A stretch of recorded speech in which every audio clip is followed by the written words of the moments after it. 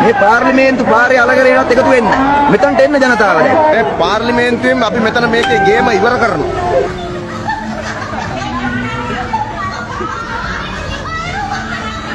මේ ජනාධිපතිගේ කොඩිය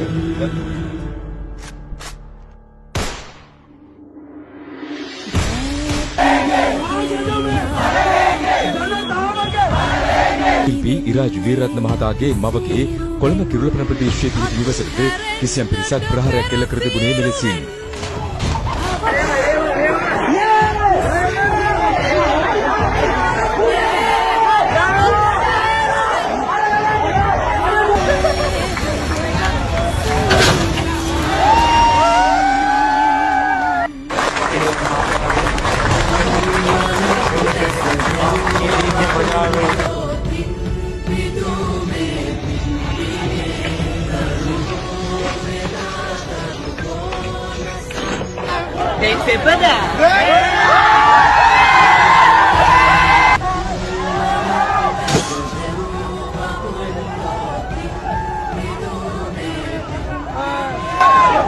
බබල් ටික කුඩු වෙනවා.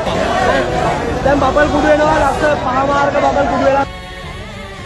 කාටද පුළුවන් තමන්ගේ ගේ කිරි ගන්නව බලන් ඉන්න. තව දුරටත් මේ අරගලයේ ලංකාව පුරාම කරගෙන ගිහිල්ලා